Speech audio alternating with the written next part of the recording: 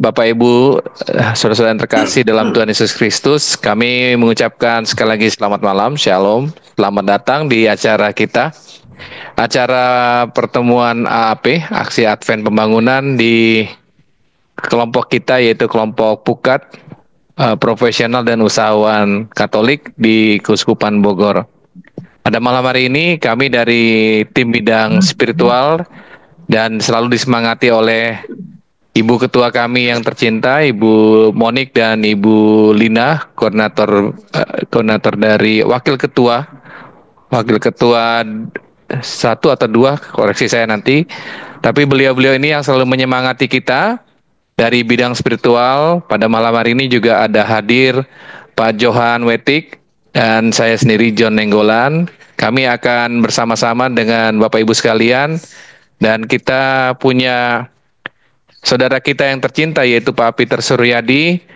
Tadi saya minta short CV-nya, tapi mohon izin karena memang ternyata short CV-nya sangat panjang, jadi nanti beliau akan memperkenalkan juga sedikit buat kita semua, tapi yang pasti beliau ini sangat tidak asing buat kita, dan sangat memang pengalaman pelayanannya tuh udah di Biro AAP dan APP Keuskupan Bogor.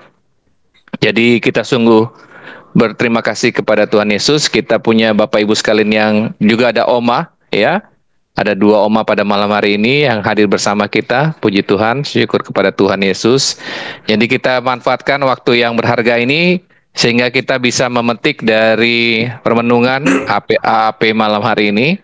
Dan juga kita bisa saling berinteraksi, saling memperkaya dalam iman dan persaudaraan dan kasih, khususnya dalam konteks pemberdayaan umat, transformasi diri dan komunal, dalam kegiatan-kegiatan yang bisa kita hadirkan melalui diri kita sebagai anggota Pukat maupun secara bersama-sama dalam satu komunitas Pukat Keuskupan Bogor. Pada malam hari ini susunan rundown sangat simpel dan sangat dibuat sangat serius dan santai. Pertama kita sudah mengucapkan tadi selamat datang dan welcome. Kemudian kita akan ada doa pembukaan. Saya mohon izin minta bantuan Pak Johan, Bapak saya ini senior saya untuk membuka pertemuan malam hari ini dengan doa. Kemudian nanti ada sepatah dua patah kata dari Ibu Monik selaku Ketua Pukat Keuskupan Bogor. Kemudian kita akan undang langsung Pak Peter Suryadi, saudara kami yang tercinta, untuk memandu kita semua menjadi animator buat pertemuan AAP di komunitas Pukat. Kalau begitu, izinkan saya memanggil Pak Johan Wetik untuk memandu kita dengan doa pembukaan, Pak. Silakan, Pak. Ya, selamat malam Bapak Ibu. Marilah kita satukan hati dan pikiran kita untuk berdoa pembukaan dari pertemuan AAP kita pada organisasi kita Pukat. Dalam nama Bapa dan Putra dan Roh Kudus. Amin. Allah Bapa yang makasih, puji syukur kami panjatkan kehadirat Bapa atas segala rahmat dan berkat yang Bapa berikan kepada kami. Sehingga pada kesempatan kali ini, di media Zoom kali ini, kami dari organisasi Pukat bisa dapat melaksanakan pertemuan AAP. Kami memohon kepada Bapa selenggara pertemuan ini dari awal, tengah, hingga akhir, sehingga dengan diangkatnya tema untuk aksi Advent Pembangunan 2024 ini, pemberdayaan umat yang mengagungkan Tuhan, yang kita percayai dan kita taati, dapat kami ijawaktakan dalam kehidupan kita masing-masing, dan juga bisa memperkuat organisasi Pukat di Bogor ini. Bapak, kami tahu bahwa penyelenggaraan ini mungkin masih kurang sempurna, dan kami juga memohon seandainya masih ada umat atau saudara-saudara kami yang ingin bergabung, ya, tetap berkati mereka sehingga mereka juga mau sesegera mungkin untuk bergabung sehingga bisa saling mencerahkan satu sama lain antara kami dengan anggota di Pukat Bogor ini.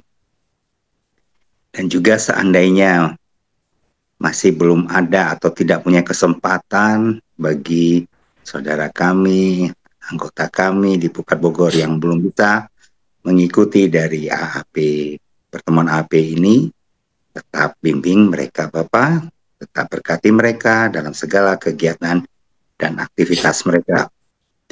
Kami panjatkan doa ini melalui perantaraan Tuhan kami Yesus Kristus, Juru Selamat kami. Amin. Kemuliaan kepada Bapa dan Putra dan Roh Kudus, seperti pada permulaan, sekarang, selalu, dan sepanjang segala abad. Amin. dalam nama Bapa dan Putra dan Roh Kudus. Amin. Amin. Terima kasih Pak Johan atas doa pembukaannya. Kemudian kita akan mengundang Ibu Monik. Silakan Ibu Monik untuk memberikan sepatah dua patah kata yang pastinya menguatkan kita juga untuk sebelum memulai pertemuan pada malam hari ini. Silakan Bu Monik. Terima kasih Pak John. Sama-sama. Bapak Ibu semuanya, teman-teman ya, mungkin terima kasih atas kehadirannya pada acara webinar AAP yang lebih kepada Aksi Advent Pembangunan 2024, dan sudah menyempatkan waktu walaupun malam hari, dan kita bisa bersama-sama berdiskusi, bersharing.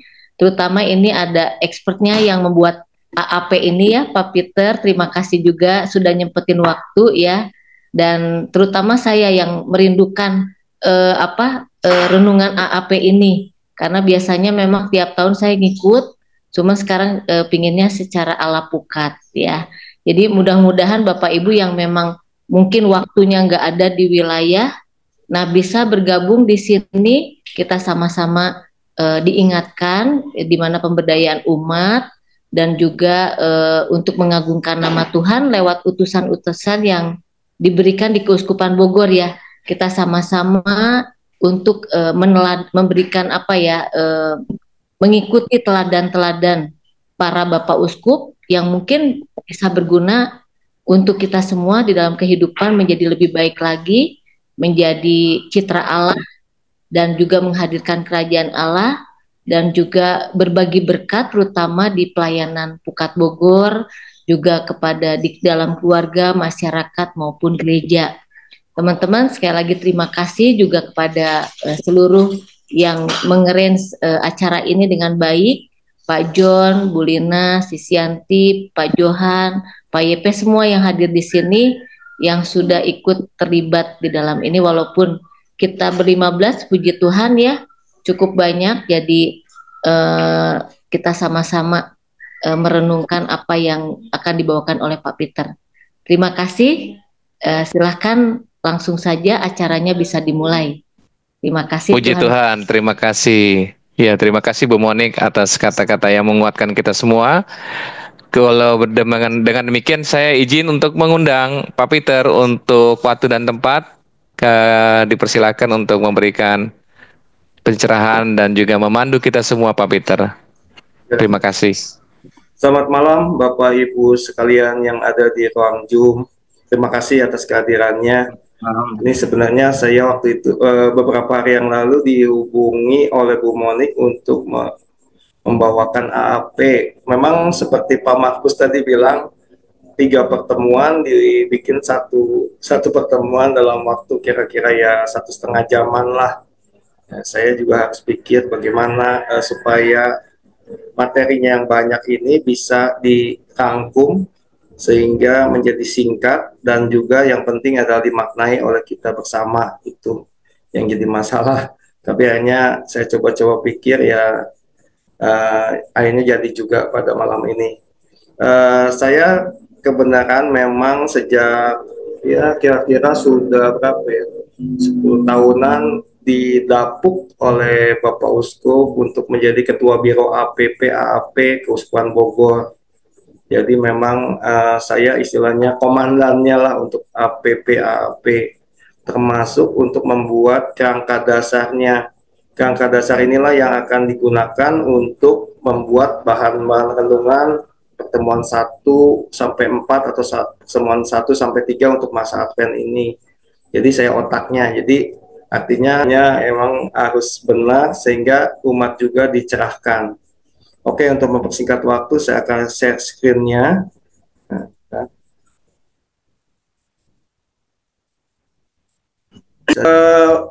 Judulnya tema AP 2024 untuk Keuskupan Bogor adalah pemberdayaan umat mengagungkan Tuhan yang kita percayai dan kita taati. Nah, ini judulnya mungkin kalau kita yang nggak ngerti agak-agak panjang dan juga aneh juga sih sebenarnya.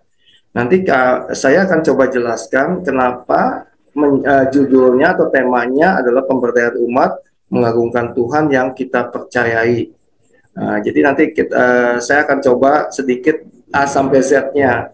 Kemudian dari tema ini ada 3 poin yang kita akan coba telaah.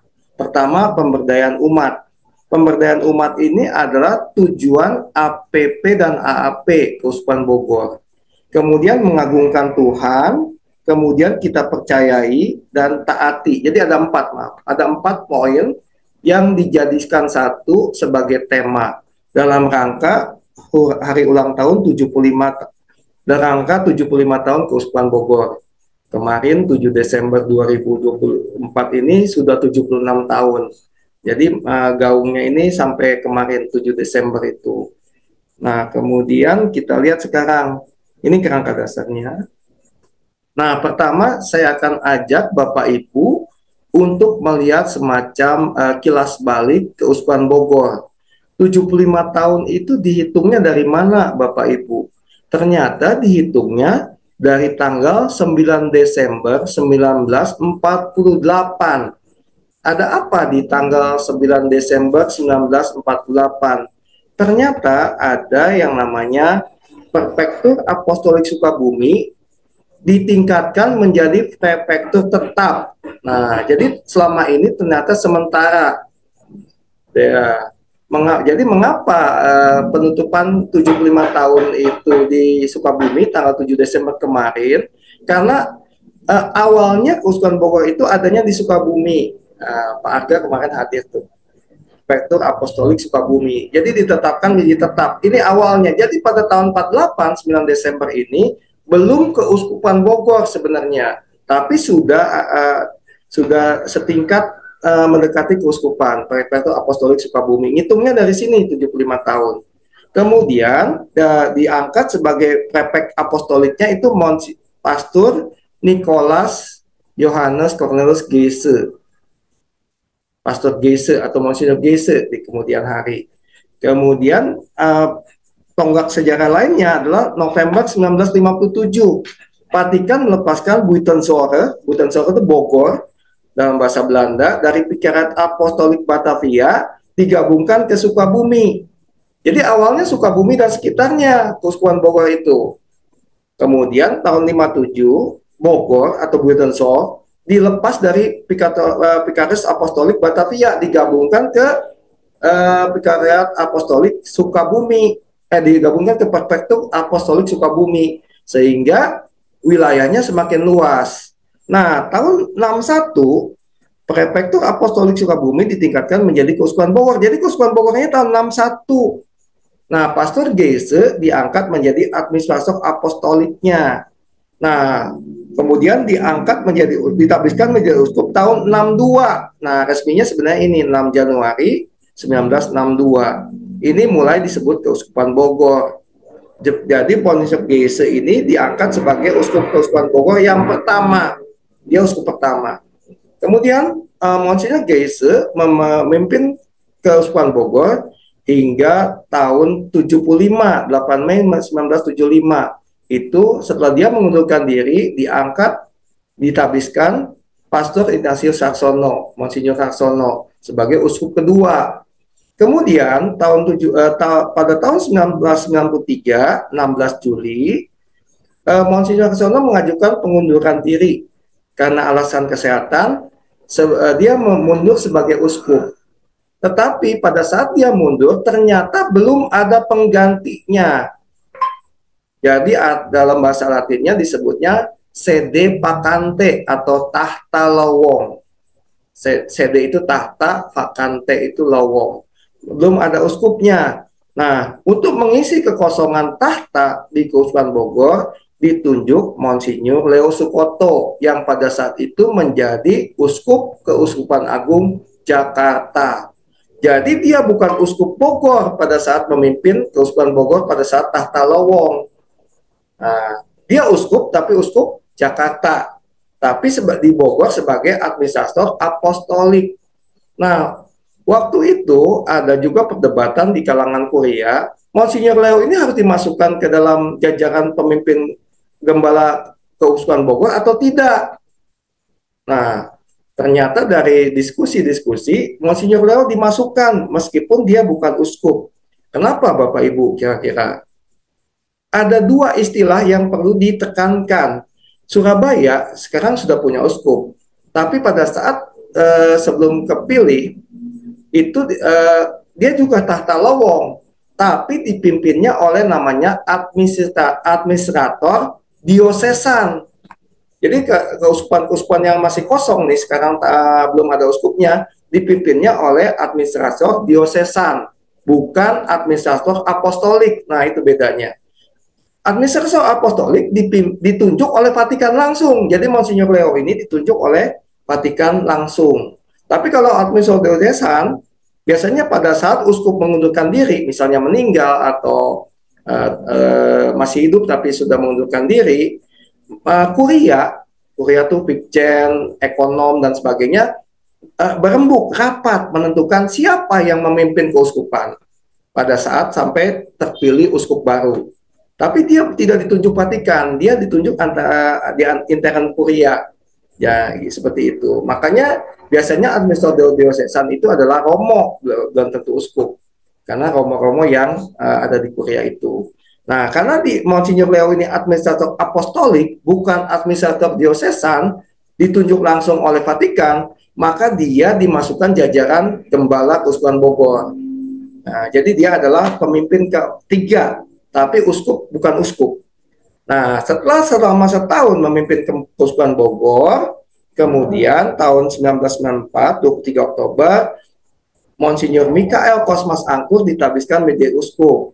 Nah, ini baru uskup ketiga, Gembala keempat, hitungannya gitu.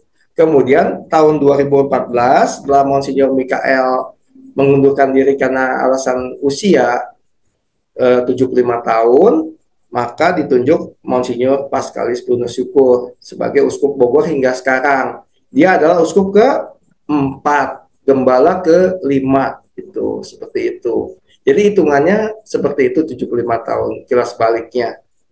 Jadi sangat panjang perjalanan Keuskupan Bogor.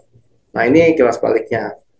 Saya lanjutkan. Ini ada, nah 5 Gembala 4 uskup ini dibahas dalam dua gelaran, yaitu APP yang bulan Maret lalu dan sekarang AAP pada yang bulan Desember ini.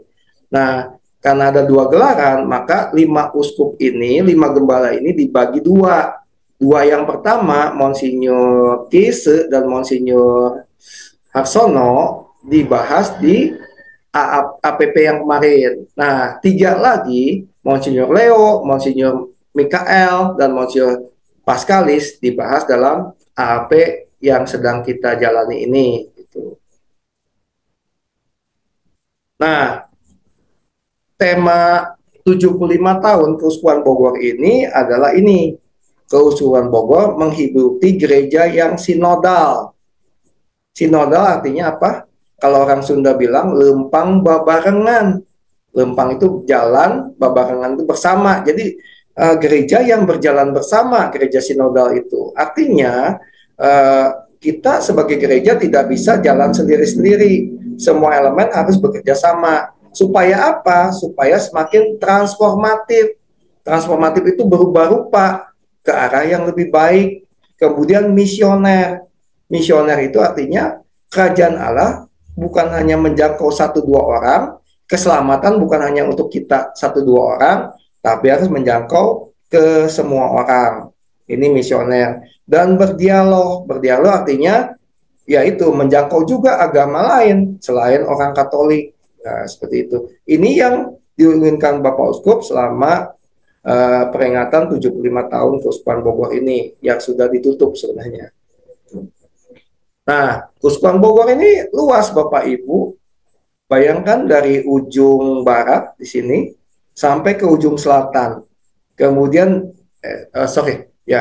ujung barat sampai ke utara. Ke utara di sini, utara itu Depok dan sekitarnya, ini selatan, kemudian di tengah juga ada gitu. Nah, karena luas keuskupan, biasanya kalau luas keuskupan itu dibagi yang namanya dekanat, bukan dekanat, dekanat. Jadi dibagi dekanat. Keuskupan Bogor mempunyai 5 dekanat. Yang pertama adalah daerah tengah. Dekanat tengah itu kita nih, Bogor, Parung, Semplak, itu dekanat tengah masuknya, Megamendung. Kemudian di sini Serang, Cilegon, Rangkas Bitung ini masuknya dekanat barat di sini. Kemudian selatan itu daerah Cianjur, Sukabumi dan sebagainya, Cipanas itu dekanat selatan. Kemudian daerah utara itu Kelapa II, Depok dan sekitarnya, di situ sampai Cinere. Kemudian yang belum lagi adalah dekanat timur. Timur itu daerah yaitu Santo Andreas Sukaraja, Jonggol, Kota Wisata, itu dekanat timur. Cibinong, Gunung Putri, Hambalang, itu timur. Jadi ada 5 dekanat. Ini sangat luas. Makanya karena sangat luas, kalau misalnya misa krisma atau orang sebutnya misa minyak, Keuskupan Bogor selalu mengadakannya bukan hari Kamis pagi sebelum Kamis Putih, tapi dia Keuskupan Bogor selalu Selasa pagi. Alasannya kenapa? Kalau diadakan Kamis pagi, paroki-paroki yang jauh dari kota Bogor pasti imamnya keteteran, jadi ngos-ngosan, baru nyampe udah langsung misa Kamis Putih sore harinya.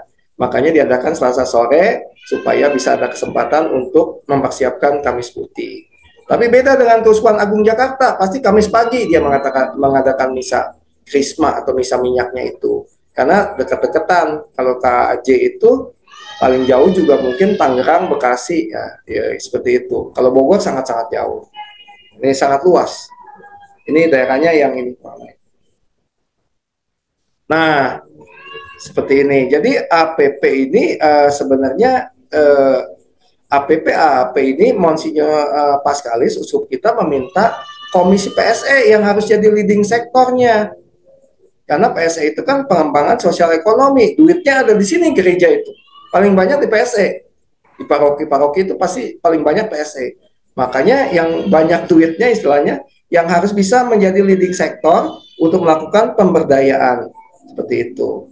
Nah, pemberdayaan macam apa yang diinginkan? Pemberdayaan umat. Pemberdayaan umat berarti pemberdayaan itu apa? Dari tidak berdaya, I can't do it, menjadi I can do it harusnya. Jadi not-nya ini dihilangkan. Jadi pemberdayaan itu membuat orang yang tidak bisa apa-apa menjadi bisa, jadi berdaya. Nah, bagaimana cara memberdayakan umat? Nah, ini adalah kita mengambil inspirasi dari Monsinyur, 5 Monsinyur ini, gitu.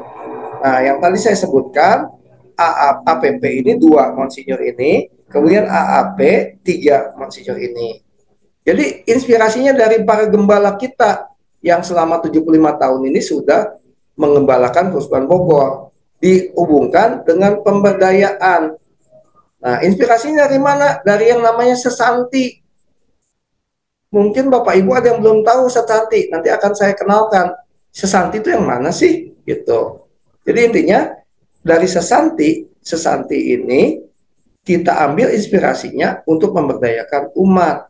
Kenapa diambil sesanti? Sesanti itu semacam rohnya, roh para uskup.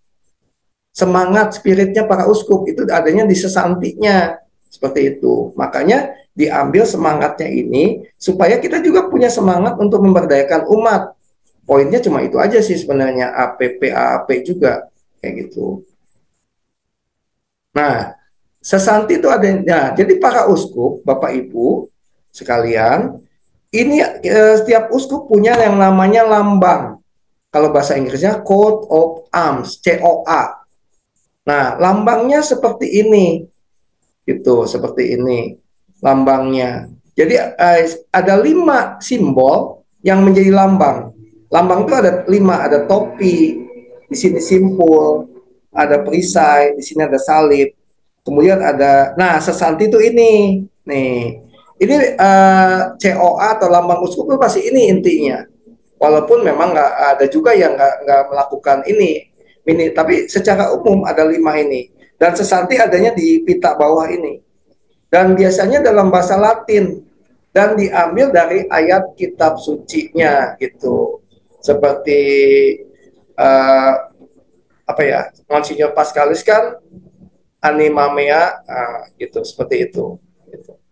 Jadi adanya di bawah ini, ya seperti itu. Atau Monsignor Mikael misalnya in verbo tuo, ada di sini di tulisannya seperti itu, kayak gitu. Nah seperti tadi kan ada nih sesantinya, ini sesanti, apa motonya, lambangnya, sesantinya ada di sini, gitu, seperti itu, kayak gitu. Nah kita sekarang tadi yang saya sudah sebutkan di AAP 2024 ini kita memulai dari Monsignor Leo karena Monsignor Geise dan Monsignor Harsono sudah dibahas di AAP yang lalu. Nah, Monsignor Leo ini jelas dari namanya orang Jawa ya, kelahiran Yogyakarta. Nah, ini apanya lambangnya. Nah, sesantinya ini, Bapak Ibu kebaca nggak? Nah, dia sesantinya ini, Sio Kui Kredidi, bacanya bukan Cio, bukan Sio Kui Kredidi. Artinya aku tahu kepada siapa aku percaya. Diambil dari 2 Timotius 1 ayat 12. Nah, dia tabisan imamnya tahun 53, diangkat sebagai uskup Jakarta ya. Tabisannya tahun 70, mengundurkan dirinya tahun 1995. Kita tidak akan bahas sesanti dan sebagainya karena dikaitkan dengan pemberdayaan, maka kita akan coba pemberdayaan macam apa yang dilakukan Monsignor Leo. Dan saya bilang tadi, Monsignor Leo hanya berkiprah selama setahun di Keuskupan Bogor karena hanya untuk mengisi tahta lowong tadi. Nah, ini pemberdayaan yang dilakukan. Walaupun cuma setahun, Monsignor Leo ini ada beberapa unsur pemberdayaan yang dilakukan. Tapi ini cerita dikit, rupanya para imam ini pada saat Monsignor Leo mengembalikan Keuskupan Bogor dalam tanda kutip takut juga. Sesuai namanya, Leo itu singa. Katanya kalau Monsignor Leo datang ke Bogor, imam itu bukan berusaha menyapa, tapi berusaha untuk sembunyi dalam tanda kutip, karena takut dimarahi. Ternyata ini Monsignor Leo ini uskup yang tegas, seperti itu. Dan memang dia tuh karena Uskup Agung Jakarta, jarang sekali ke Bogor, jadi bisa dihitung dengan jari ke Bogornya itu. Bahkan barangkali tidak ada imam yang belum pernah ketemu juga, seperti itu. Karena dia memang sibuk di Jakarta. Pada zaman masa Monsignor Leo menjadi gembala, yang menjadi sekretaris itu Romo Heru Wihardono. Dia cerita bahwa lebih banyak ke Jakarta daripada Monsignor Leo-nya yang ke Bogor. Jadi kalau laporan apa-apa, dia ke Jakarta. Karena memang Monsignor Leo sangat sibuk, jadi artinya didelegasikan, diminta untuk ke Jakarta. Romo Heru, ya seperti itu. Jadi, nah pemberdayaannya lakukan pertama, walaupun cuma setahun, ini kami dari Biro APP juga sangat kesulitan mencari data Monsignor Leo di Bogor, di Keuskupan Bogor, kiprahnya apa, tidak akan ketemu Bapak Ibu di internet. Kalau tahunnya ketemu pun, ini tulisan kami, rangka dasar APP, Biro APP ini. Jadi kalau cari di sumber lain tidak ada. Jadi ini hasil wawancara kami dengan imam-imam yang dulu pernah interaksi agak erat dengan Monsignor Leo. Contohnya adalah Romo Agus Suryanto, sekarang pastor paroki Santo Herculanus Depok, itu dulu ekonom, pernah jadi ketua penerbit obor juga. Kemudian Romo Heru yang ekonom, itu yang banyak interaksi karena satu rumah pada saat itu. Pastor Ridwan jarang juga ketemu, karena baru sekali ketemu atau berapa kali, karena nggak satu rumah jarang, karena Monsignor Leo jarang ke Bogor. Dan dari beliau-beliau yang kami wawancara, pertama pemberdayaan paroki. Monsinyur Leo tidak mau pastor paroki one man show. Ya, jadi jangan apa-apa ke pastor paroki. Monsinyur Leo meminta ada manajemen paroki yang baik. Artinya harus ada DPP, Dewan Pastoral Paroki, ada Dewan Keuangan dan sebagainya. Walaupun sangat sederhana harus ada. Jadi jangan apa-apa urusan misalnya ada umat berantem gitu. Jangan lapornya ke pastor paroki, pasti ada seksi, misalnya seksi keluarga atau seksi apa kalau keluarga berantem dan sebagainya. Jadi artinya Monsinyur Leo ingin ada manajemen paroki. Kemudian pemberdayaan keuskupan. Nah, di zaman Monsinyur Leo itu ada dibentuk kuria. Selama ini dua monsinyur yang terdahulu tidak ada kuria, tidak ada pikjen, tidak ada ekonom. Nah, yang secara ada apa ya? Ada namanya kuria itu pada zaman Monsinyur Leo. Kemudian pembenahan rumah tangga, pengelolaan keuangan juga harus lebih baik. Itu yang dilakukan Monsinyur Leo. Seperti itu. Jadi artinya harus ada ekonom. Jadi ada budgeting, ada anggaran. Untuk ini berapa persen, untuk ini berapa persen. Nah, di zaman Monsinyur Leo mulai ditata, walaupun dia cuma setahun. Kemudian pemberdayaan sumber daya manusia. Jadi Monsinyur Leo menggagas yang namanya ongoing formation, pembinaan berkelanjutan bagi para imam dan pembangunan seminari. Jadi pada saat dia ditunjuk menjadi administrator apostolik, Monsinyur Leo melihat kapasitas imamnya cuma cuma gitu-gitu aja SDM-nya. Sedangkan kan Bapak Ibu tahu imam itu memang pemegang kebijakan. Kalau imamnya dalam tanda kutip kurang bagus, maka kebijakan paroki kurang bagus. Makanya Monsinyur Leo berusaha untuk membina para imam dengan memberikan pelatihan, kemudian juga nanti akhirnya di zaman Monsinyur Mikael itu ada yang disekolahkan ke luar negeri. Untuk bidang-bidang tertentu, dan Monsinyur Pascalis juga sama. Jadi artinya ini gagasannya Monsinyur Leo, walaupun dia galak dalam tanda kutip, tapi ini tegas sekali. Ya, dia sangat peduli dengan imam dan pembangunan seminari yang lebih memadai. Ternyata dari cerita seminari pada saat dia Monsinyur Leo itu cuma dalam tanda kutip maaf mirip kandang ayam.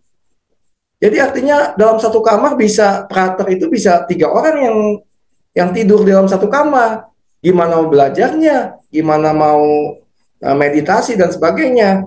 Karena keterbatasan keuangan, makanya ada korelasi antara pengelolaan keuangan dengan pembangunan seminari. Karena di sini budgetingnya nggak bagus, kemudian pencarian dananya juga nggak bagus, maka seminarinya kurang memadai.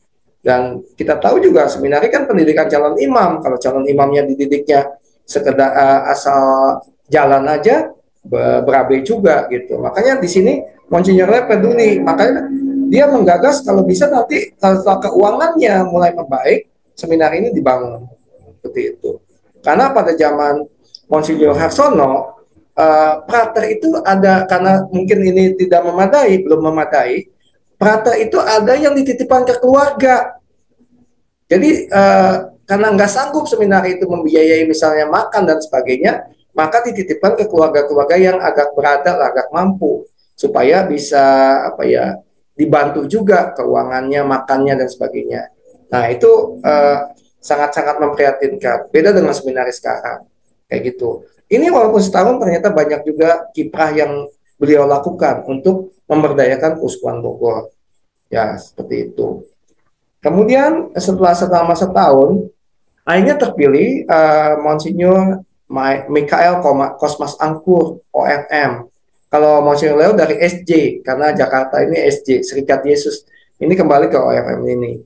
Nah, lambangnya ini, in verbo tuo. Dan ini lambangnya adalah dikutip dari Lukas 5 ayat 5. In verbo tuo karena engkau menyuruhnya. Ya, menyuruh apa? Cerita Lukas 5 ayat 5 kan pada saat Petrus dan teman-temannya sudah sepanjang malam menjala ikan, tidak ada satupun ikan yang mereka dapatkan, mereka kembali ke pantai pada pagi hari. Nah, pada saat itu Yesus datang kepada mereka untuk menebar jalanya itu. Tapi ternyata untuk menebar jala itu, dan ternyata Petrus justru mau menebar jala karena diperintah Yesus. Ini sesuatu yang aneh kan. Mereka nelayan yang sangat sehari-hari pekerjaannya sudah tidak dapat ikan sepanjang malam, tiba-tiba Yesus yang bukan nelayan, mungkin sama sekali tidak mengenal laut, menyuruh mereka menebar jala. Dan anehnya Petrus itu menyebar jala juga. Pasti Yesus punya sesuatu karisma sehingga nelayan yang pakarnya istilahnya mau menebar jala juga dan akhirnya dapat. Ini adalah ya Monsignor Mikael mengambil sesantinya in perpetuo, ya seperti itu. Dia kelahiran Flores tahun 37, ya seperti itu. Nah, ini sesanti lambang ini ternyata juga pada saat kami menyusun APP, ternyata lambang yang ini nih. Lambang yang ini nih, dua Monsignor yang pertama, itu ternyata nggak warna-warni seperti ini. Ini didesain ulang oleh Keuskupan dalam rangka 75 tahun sehingga bagus. Yang kami temui itu hitam putih, dan hitam putih itu bukan gambar yang pakai resolusi tinggi, sangat-sangat sederhana. Ini didesain ulang oleh Keuskupan Bogor sehingga jadi warna-warni. Nah, mulai Monsignor Mikael ini udah bagus, udah zaman digital juga ya. Nah, pemberdayaan apa yang dilakukan Monsignor Mikael?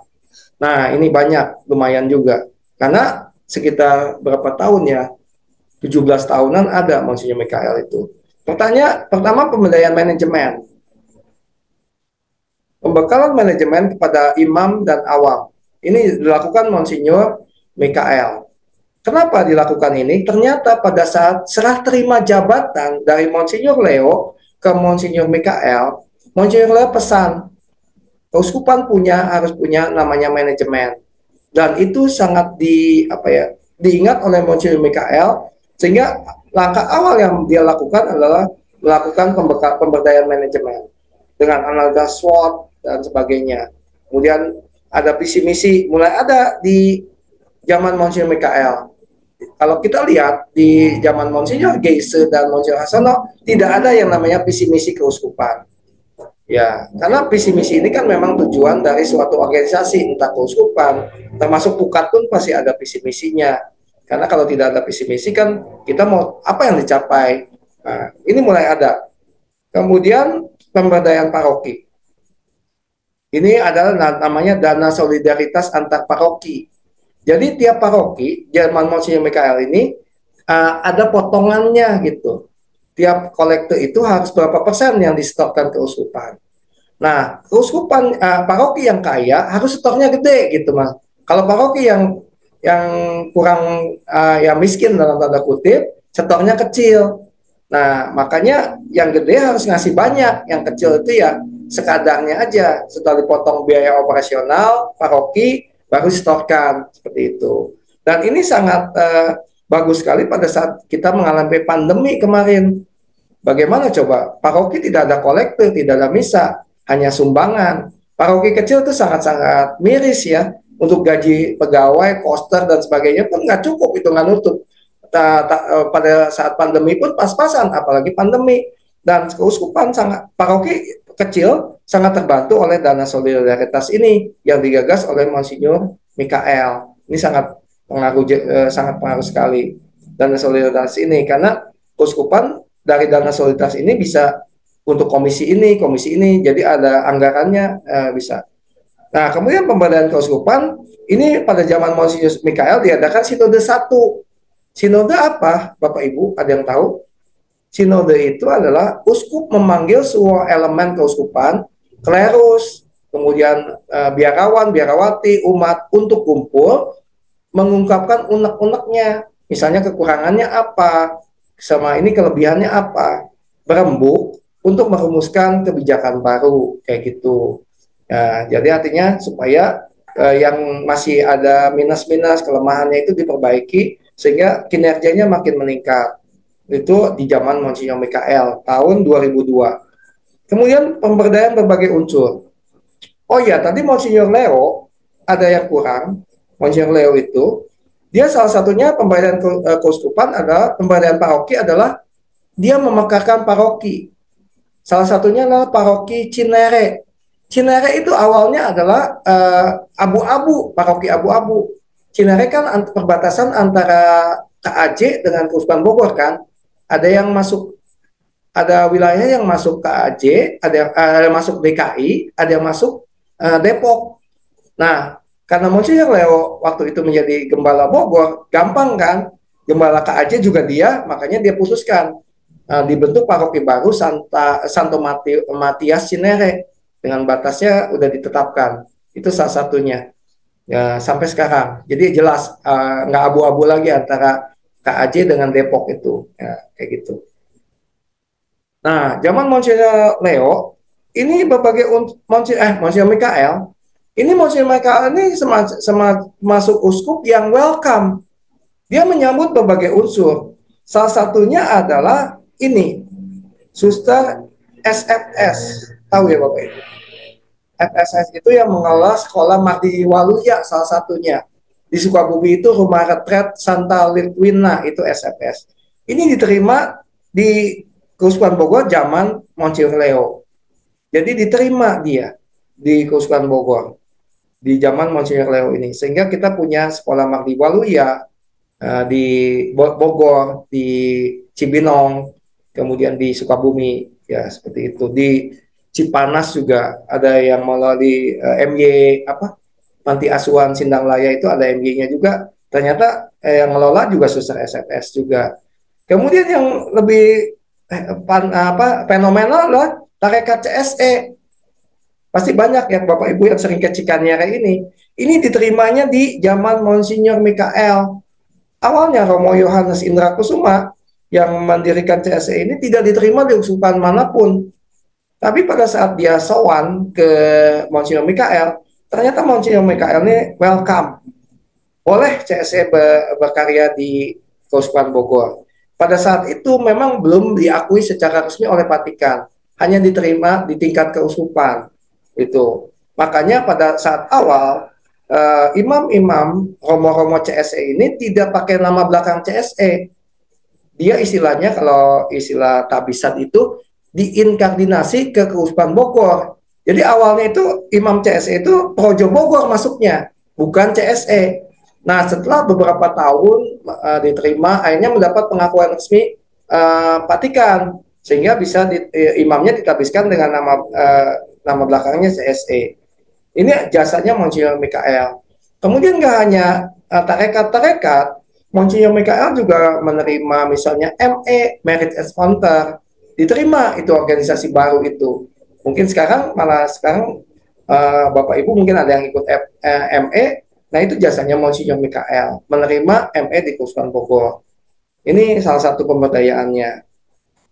Kemudian baru uskup kita yang keempat atau gembala yang kelima yang sekarang ini, Magnificat Anima Mea Dominum, itu sesantinya, jiwaku memuliakan Tuhan atau mengagungkan Tuhan. Diambil Lukas 1 ayat 46, itu Kidung Maria. Nah, kayak itu.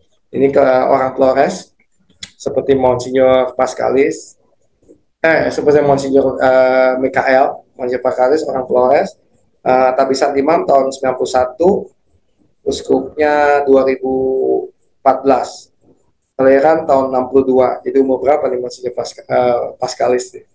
Umur 62, ya. Udah 62 ya umurnya. Udah 62. Nah, pemberdayaannya banyak dan Bapak Ibu pasti lebih familiar karena uskupnya masih memimpin keuskupan kita sekarang. Pemberdayaan keuskupan banyak. Ada pengembangan kebijakan pastoral. Ini ada lebih di prioritas, ada keluarga, ya, ada pendidikan kaum muda, remaja dan anak-anak, lingkungan hidup dan sosial kemasyarakatan. Jadi Monsinyur Pascalis lebih memfokuskan apa yang harus dikembangkan dalam kebijakan keuskupan, keluarga, pendidikan. Mungkin Pukat ini salah satunya pendidikan seminari juga ada, keluarga ada. Keluarga ini termasuk juga itu ya, Watson, warga senior ini kan keluarga. Bagaimana orang tua diberdayakan juga. Pukat sebenarnya sudah ambil bagian. Kaum muda ini kan digaungkan sekarang, dan tema APP tahun 2025 nanti ini kaum muda. Bapak Uskup minta kaum muda kepada Biro APP untuk mengambil temanya. Kemudian lingkungan hidup, kemarin itu ya kan kita berkali-kali APP itu hemat kertas, hemat listrik, hemat BBM dan sebagainya. Ini memang kekasannya Monsinyur Pascalis. Kemudian sosial kemasyarakatan itu lebih banyak, misalnya ada toleransi, ada baksos dan sebagainya, antar lintas agama dan sebagainya.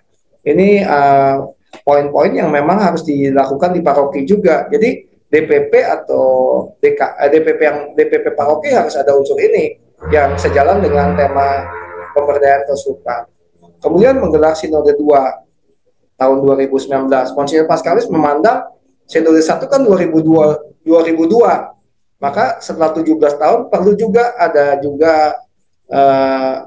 ketemuan lagi, karena zaman sudah semakin berubah, persoalan makin berubah, maka perlu merumuskan kebijakan baru. Makanya beliau menamakan kebijakan pastoral transformatif. Artinya harus transformatif. Kemudian pemberdayaan lingkungan hidup, ini saya sudah sebutkan tadi. Nah, pemberdayaan imam dan calon imam. Zaman Monsinyur Pascalis ini sudah sejak mulai pada zaman Monsinyur Monsinyur Mikael, imam banyak disekolahkan lagi. Ada yang ambil S2, S3, ada yang di luar negeri, ada yang di dalam negeri, seperti itu. Dan bidangnya ada macam-macam, seperti misalnya kalau sekolah untuk yang Parti Yuwana, sekolah militer keuskupan, imamnya sekolahkan di bidang pendidikan. Kemudian ada sekarang misalnya yang sedang studi itu Romo Jeremias Uskono itu sedang studi liturgi, seperti itu. Jadi artinya ada bidang-bidang tertentu yang lebih difokuskan dengan imam yang disekolahkan ke bidang-bidang itu. Mengapa sedikit yang kenapa yang sedikit yang ke luar negeri? Memang biayanya kan tidak murah. Biasanya kita keuskupan bisa menyekolahkan imam di luar negeri itu dana dari yang namanya propaganda fide. Itu semacam dikasteri di Vatikan yang khusus untuk untuk propaganda iman, artinya meluaskan iman. Ya salah satunya dananya itu untuk imam-imam yang disekolahkan ke luar negeri. Nah, ini Monsinyur Pascalis ternyata ahli juga untuk nego-nego dengan Vatikan. Ini latar belakangnya ya memang dia tidak asing kan. Pada saat dia ditunjuk menjadi uskup, dia kan sedang menjadi pimpinan Ordo Fransiskan sedunia, termasuk dewan Dewan Pimpinan Pusat OFM di Vatikan. Makanya rasanya sangat dekat dengan Vatikan. Makanya wajar sekali dia terpilih jadi uskup, karena kayaknya Paus juga tahu nih, ini orang penting OFM di Vatikan. Dan kemarin waktu dipilih menjadi kardinal, meski akhirnya Monsinyur Pascalis menolak, rasa-rasanya Vatikan juga udah tahu dia.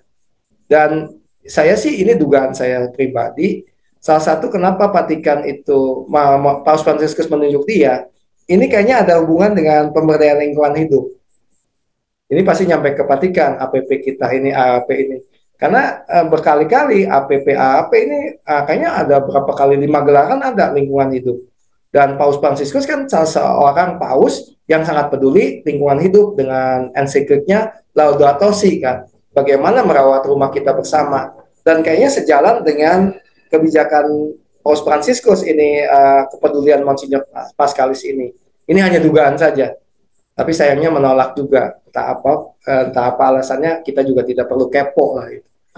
Lanjut ya, ini pemberdayaan Monsinyur Pascalis. Nah, jadi pemberdayaannya ini 3 uskup. Sebenarnya APP ini sudah inspirasinya dari mereka bertiga ini. Nah, lalu bagaimana menerapkan inspirasi ini untuk memperlakukan pemberdayaan umat? Nah, sebelum itu kita akan melihat kenapa tema APP itu ini, Bapak Ibu. Pemberdayaan umat, mengagungkan Tuhan yang kita percaya dan taati. Ternyata mengagungkan Tuhan ini dari sesantinya Monsinyur Pascalis kan tadi. Magnificat anima mea domino.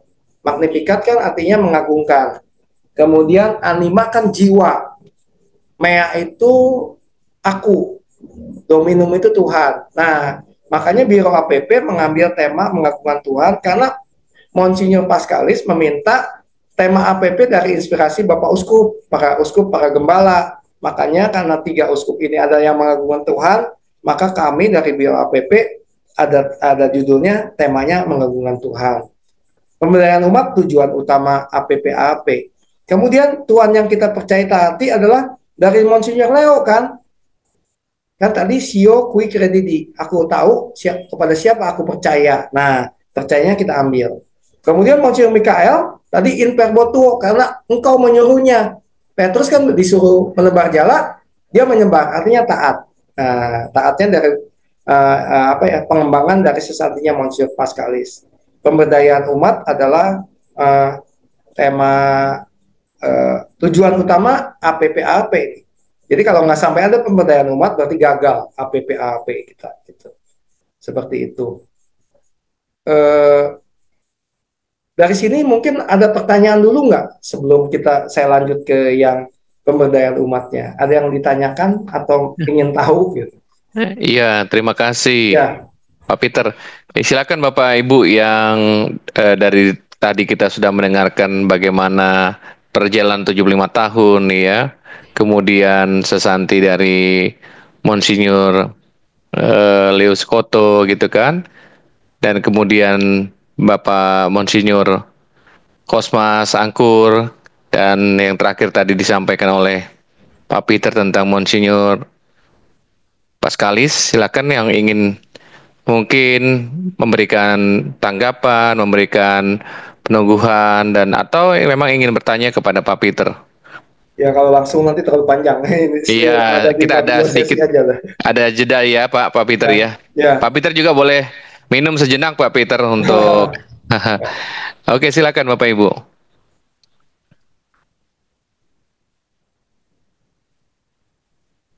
Kalau dilihat dari 2 Monsinyur terakhir ya, Monsinyur Kosmas Angkur dan Monsinyur Pascalis, buat saya pribadi, Pak, itu kedua beliau ini sangat mengedepankan tentang pemberdayaan para imamnya ya Pak, dengan kapasitas imamnya ditingkatkan. Tadi ada pemberdayaan imam di Monsinyur dan Monsinyur Pascalis dan Monsinyur Angkur gitu ya.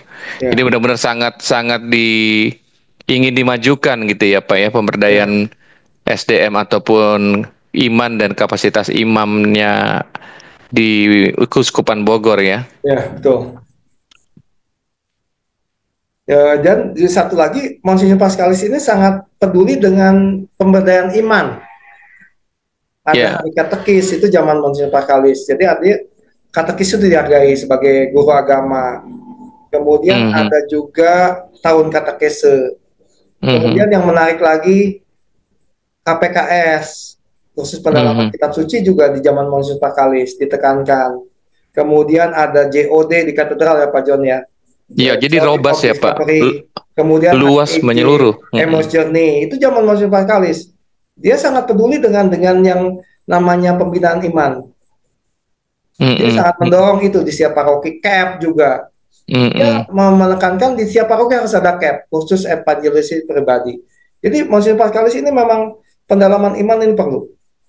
Pengembangan iman itu perlu. Entah bentuknya JOD, EJ, CAP, KPKS, atau KKS di katedral itu ada khusus kitab suci lah gitu.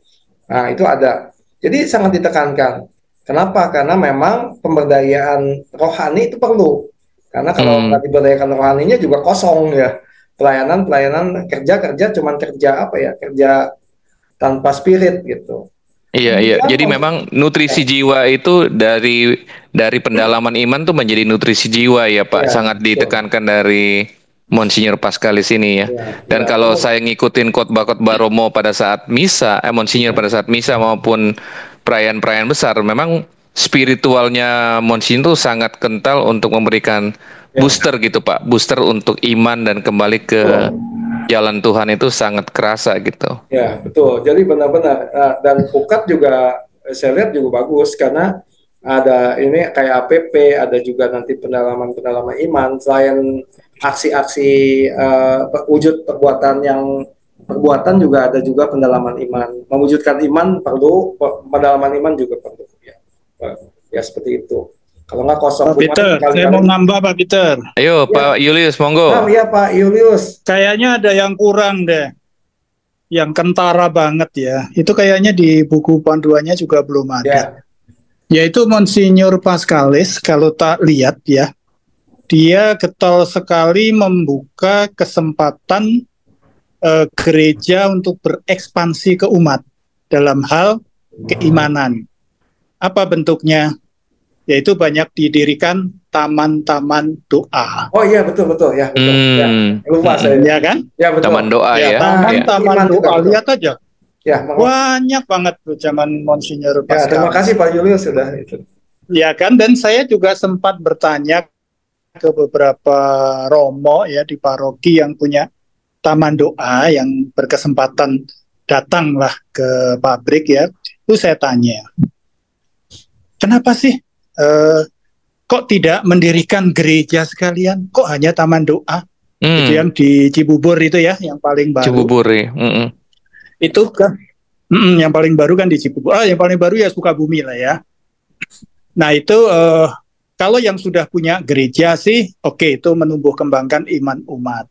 Tapi kalau yang belum punya gereja, itu adalah salah satu siasat dari tanda petik Monsinyur untuk bisa tetap ada gereja meskipun izinnya bukan gereja, gitu ya, memakai istilah taman doa. Dan juga itu jawaban yang saya terima. Terus juga satu lagi, romo-romo paroki ini seperti ditantang gitu ya sama Monsinyur. Ya coba wujudkan, berikan kepada gereja, berikan kepada umat.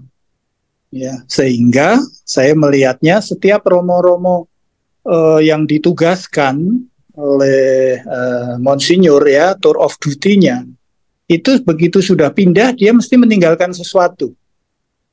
Ya, entah itu renovasi, entah itu tadi taman doa ya. Jadi saya ngelihatnya Monsinyur Pascalis ini juga pemberdayaan umatnya dari bangunan fisik. Gitu ya, dari fisiknya itu saya kentara sekali gitu ya antara Monsinyur Pascalis dan kelihatan pengembangan jumlah parokinya pun kelihatannya lebih besar Monsinyur Pascalis ya dari betul. Jumlah parokinya mungkin ya, total dari keuskupan. Nah itu sih kemarin di pertemuan kedua itu saya kebetulan juga menyampaikan itu. Dan saya menanyakan langsung ke Monsinyur saat itu ya, waktu kita ulang tahun, kita panggil Monsinyur, saya tanya sambil makan siang, Monsinyur, kenapa sih kok getol melakukan pembangunan fisik, yang pembangunan dalam apakah juga dilakukan? Saya jawab gitu ya. Jawaban beliau apa? Kaget juga. Mumpung Jokowi gitu ya. Saya waktu periode pertama gitu ya, jadi Monsinyur Pascalis ini juga kalau saya bilang bisa memanfaatkan situasi perpolitikan gitu ya, pada saat mana untuk mulai masuk melakukan pengembangan dari paroki, pengembangan gereja, mau itu gereja, mau itu wujudnya taman doa. Nah itu sih saya melihat hal lain yang belum dikupas di buku panduan itu ya, pembangunan fisiknya tuh luar biasa menurut saya. Mungkin itu. Terima kasih Pak Julius. Iya Pak Peter itu. Ya betul. Terima kasih Pak Julius, saya juga kelewat. Ya betul. Ya itu penting juga memang. Ya salah satu dalam tanda kutip memang di banyak gereja. Kami keliling paroki itu sudah semua tuh. Salah satunya paroki Santo Andrea Sukaraja itu kan izinnya nggak ada.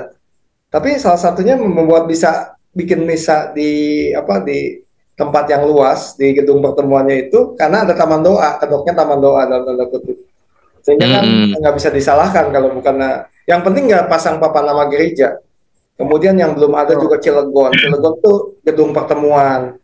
Ya salah satu strategi untuk bisa tetap iman itu berkembang ya itu ya taman doa. Selain di sisi lain juga kan deposi itu kan memang sangat diminati oleh orang Katolik dan pasti ada iman yang bertumbuh lah di dalam devosi kepada Bunda Maria dan sebagainya. Itu salah satu keunggulan Monsinyur Pascalis juga. Dan uskup kita ini memang kan dibilang uskup yang murah senyum kan, itu salah satu yang membuat dia bisa diterima di semua kalangan, ya kan? Kalau Bapak Ibu mau selfie juga nggak pernah ditolak ya, walaupun dia capek juga tetap senyum-senyum aja gitu. Dan pastoralnya kalau yang sangat khas juga adalah pastoralnya kebersamaan dia. Dia mau melibatkan semua orang. Ya, kayak gitu. Makanya gereja sinodal itu sangat kental juga dalam pengembalaan Monsinyur Pascalis ini. Nah, seperti itu. Terima kasih Pak Julius sudah ditambah. Boleh Pak. Oke, Pak Fabianus, silakan Pak. Silakan Pak. Pak, saya mau mengomentari untuk pertemuan yang kedua ya, yang untuk Bapak Monsinyur Pascalis. Saya pribadi mempunyai kesan bahwa Monsinyur Pascalis itu orangnya sangat humble ya, auranya sangat positif banget. Nggak tahu, kita kalau lihat dia senyum aja kayaknya hati kita senang banget ya. Itu. Jadi saya ada dari kesan ini, yang kesan yang kedua itu ketika beliau bisa membentuk paroki di Cilegon. Itu saya bilang ayat kitab suci aku diutus ke tengah serigala itu benar-benar menurut saya itu nyata itu.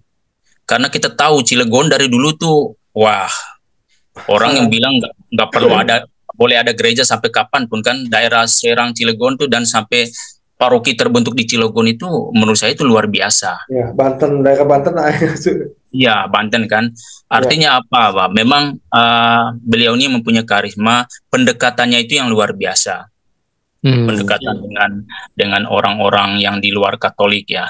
Dan ini menjadi pelajaran yang baik buat kita ya. Apalagi ketika saya waktu pertemuan kedua saya bilang ke ketua lingkungan, sebenarnya dalam skup yang paling kecil ini kan Bapak Uskup seperti pertemuan pertama itu kan ayat kitab suci tentang Musa yang memilih siapa Hosea ya untuk Yosua Pak. Ya, Yosua kan untuk menggembalakan umatnya. Saya bilang dalam sebulan Bapak Uskup itu kan dipilih oleh Vatikan, oleh Bapak Paus itu seperti Musa. Musa memilih Joshua. Nah, lalu Joshua mungkin dia membentuk. Nah, Bapak Uskup memilih lagi pengurus di paroki-paroki itu dalam skup yang kecil. Maka berarti kita semua ini memang mempunyai tugas untuk memperdayakan umat di skup yang paling kecil itu di lingkungan. Tetapi seringkali memang saya melihat ada kesan bahwa teman-teman ini kan yang sering banyak konfliknya Pak. Maka saya bilang kalau terjun di pelayanan, ya wajah-wajah Kristus itu harus kita bawa sebagaimana Bapak Uskup kita itu kan itu sangat baru melihat senyumnya aja, baru lihat wajahnya itu hati itu. Dan kalau bisa kita juga harus seperti itu, jangan sampai umat itu ini pengurus lagi, ini sehingga itu poinnya Pak. Sehingga kalau kita berbicara pemberdayaan, saya bilang ya terlalu besar, lakukan hal yang kecil, saya bilang. Mulai dengan hal yang kecil, mungkin kalau kita ngikut seperti Bapak Uskup, itu nggak sanggup lah karena memang jangkauan kita juga. Tetapi cobalah mulai dari lingkungan keluarga, lingkungan kita sendiri, supaya ketika kita hadir itu umat lingkungan tuh melihat ini pengurus yang benar meneguhkan, bukan pengurus yang membawa masalah, membawa keributan yang terjadi kan seperti itu. Apalagi sering ini yang paling penting, saya mendengar banyak cerita di paroki bahwa ketua lingkungan tuh kadang-kadang lebih pintar dari pastor parokinya. Orang kalau datang ini ya mau minta untuk ngurus sesuatu suka ngarang-ngarang Pak. Harus punya ini, punya itu. Saya ini memang yang menjadi PR besar. Kadang-kadang ketua lingkungan tuh malah lebih memberi kebijakan yang melampaui lebih dari pastor parokinya. Nah, saya mengajak mungkin untuk ini juga yang penting-penting saya tahu supaya ketua-ketua lingkungan tuh jangan sampai kalau ada umat datang berkonsultasi sudah dimentahkan ya, ini nggak bisa, harus begini. Ternyata pas datang di rumah paroki, yaudah nggak apa-apa, ini boleh ini. Jadi kadang-kadang itu menjadi masalah Pak di umat Katolik ini. Banyak saya dengar cerita gitu. Saya di Parung terus terang saya sering menyuarakan itu ketika ada rapat DPP dan EKP supaya ketua-ketua lingkungan tuh jangan juga sok tahu gitu. Kadang-kadang mengambil kebijakan-kebijakan yang ya tidak seperti orang Katolik. Sehingga ada kesan bahwa di Katolik itu ribet, apa segala macam. Ini juga penting. Mungkin saya nggak tahu mungkin yang kapan supaya ini pemberdayaan tentang ketua lingkungan dalam pelayanannya khususnya supaya kita itu tidak membebani umat umat itu datang ke pengurus kan untuk mencari solusi, malah bukan mendapat solusi, malah mendapat banyak masalah lagi kan. Nah itu Pak, saya mengomentari banyak karena ini juga menjadi pengalaman permasalahan banyak di lingkungan-lingkungan lain juga di keuskupan lain. Itu saya pikir itu sih komentar dari saya. Yang jelas Bapak Uskup itu sangat luar biasa ya, Bapak Uskup Monsinyur Paskalis. Terima kasih Pak. Ya. Terima kasih Pak Fabianus. Ya, terima kasih Pak Fabianus. Nanti coba kita lihat pemberdayaannya, apakah yang memang kita kan belum nyampe sebenarnya pemberdayaan macam apa yang harus dilakukan, apakah harus ada aksi kumpulin umat berapa ratus gitu. Nah, ini yang perlu kita dalami, jangan sampai pemberdayaan tuh arahnya ke situ, nanti nggak ada yang melakukan juga. Nah, kita akan coba dalami pemberdayaan apa sih yang sebenarnya diinginkan Bapak Uskup, apa yang memang harus spektakuler atau memang bombastis dan sebagainya. Nah, ini Oke, silakan lanjutkan lagi Pak. Ya. Nah, kemudian yang menarik juga, Monsinyur Paskalis pada saat kami audiensi kepada beliau meminta istilah fasilitator itu diganti, nggak sesuai kata Monsinyur Paskalis. Jadi Keuskupan Bogor akan memperlakukan kalau yang membawakan seperti saya atau nanti di lingkungan di wilayah dan sebagainya itu pakai animator. Kenapa animator? Karena sesantinya Monsinyur Paskalis kan Magnificat anima itu jiwa. Jadi kalau animator berarti selain kalau pada saat membawakan renungan itu harus dijiwai. Kalau fasilitator kan cuma menyampaikan saja. Monsinyur Paskalis ingin selain menyampaikan materi juga harus menjiwai apa yang mau disampaikan itu supaya umat juga nggak kosong gitu.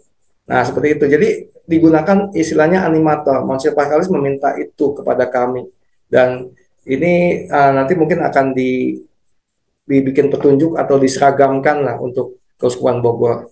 Nah, kita lanjut ke pemberdayaan macam apa? Apakah mungkin seperti Pak Bianus memang bisa juga ketua lingkungan dikasih semacam pembinaan dan sebagainya, coba. Nah, ini saya skip aja dah. Nah, ini sebenarnya yang akan di AAP ini sebenarnya ini. Jadi sebenarnya ada masalah di sini. Kemudian bagaimana gereja itu menanggapi masalah? Ini ada kecoret saya kenapa? Kepencet kayak. Pertama, fenomena yang ada situasi dunia orang miskin menjadi makin tidak berdaya karena akumulasi kuasa di tangan segelintir orang kuat. Betul kan? Karena yang punya modal kalau dari segi ekonomi yang akan dominan, sehingga ada ketidakadilan dan kesenjangan. Dan ini nggak hanya berlaku di di bidang ekonomi juga, di dalam pelayanan pastoral tuh begitu. Kadang-kadang ada orang yang sangat dominan kan, jadi ini bisa itu bisa. Dia sampai tidak mendelegasikan kekuasaan atau kewenangan bisa ketua lingkungan, ketua wilayah kepada orang lain. Alasannya kan selalu klasik, tidak ada orang yang mau mengambil membantu. Itu kan klasik. Padahal kan belum tentu seperti itu. Kadang-kadang dia yang nggak mau delegasikan, nggak mau bagi kekuasaan itu. Nah ini terjadi di dunia ekonomi juga, di dunia yang lain juga ada. Yang kuasa itu pasti kuat, sehingga mendominasi. Sehingga yang lemah itu seolah-olah nggak ada apa-apanya. Kelihatannya cuma menunggu belas kasihan aja. Nah, tanggapan gereja apa? Melakukan pemberdayaan. Ini memang masih abstrak kan. Kesannya, wah ini kalau pemberdayaannya harus yang sesuatu yang wah, yang luar biasa. Tapi sebenarnya enggak. Coba kita lihat. Apa yang... Nah, ini sebenarnya yang diinginkan Biro APP. Di sini ada transformasi diri dulu. Nah, ini semacam alurnya. Bagaimana bisa melakukan pemberdayaan umat? Kita mau memberdayakan orang lain, harus dari ini dulu, Bapak Ibu. Punya pengalaman pribadi dengan Allah. Betul. Kalau orang tidak pernah punya pengalaman pribadi dengan Allah, jangan harap bisa melakukan pemberdayaan. Karena pengalaman pribadi dengan Allah ini yang membuat terjadi transformasi pribadi. tadinya mungkin berkutat pada ego, kepentingan diri, setelah mengalami transformasi pribadi pasti akan melihat sisi-sisi lain dari Allah itu, dari kehendak Allah itu. Nah, ini yang harus ada. Itu yang makanya Monsignor Pascalis mengapa menekankan pengembangan iman? Karena ini yang penting. Rohnya di sini sebenarnya. Seperti Pukat misal bantu bencana alam Gunung Lewotobi laki-laki itu. Kenapa orang mau nyumbang 10 juta, 3 juta? Saya yakin dia pasti punya pengalaman pribadi ini. Sehingga pada saat diketuk akan mau nyumbang. Itu seperti itu. Jadi pengalaman pribadi harus ada sehingga ada transformasi. Yang tadinya hidup untuk diri sendiri, sekarang hidupnya bukan untuk hanya untuk diri sendiri, untuk orang lain juga, untuk mewartakan kerajaan Allah, untuk misioner. Nah, setelah ada transformasi pribadi, baru ada kehendak melakukan transformasi komunal. Jadi jangan sampai kayak saya yang maju, orang lain harus maju juga gitu. Jangan hanya iman saya yang berkembang, iman orang lain juga berkembang. Itu yang diinginkan sebenarnya, transformasi komunal. Dan itu tidak harus besar gerakannya, bisa secara pribadi. Ya tadi misalnya ketua lingkungan makin bertumbuh imannya sehingga pelayanannya lebih banyak, tidak lagi bersungut-sungut atau jalan sendiri seperti itu. Nah, ini kehendak melakukan transformasi komunal ini sebenarnya bisa dilakukan kan, transformasi ini. Yang tadinya malas baca kitab suci sekarang baca kitab suci. Yang tadinya baca kitab sucinya sambil terkantuk-kantuk, sekarang mungkin menyediakan waktu untuk 1 jam. Nah, seperti itu. Jadi sebenarnya nggak harus yang besar. Yang besar itu di paroki atau di lingkungan atau wilayah yang bisa besar.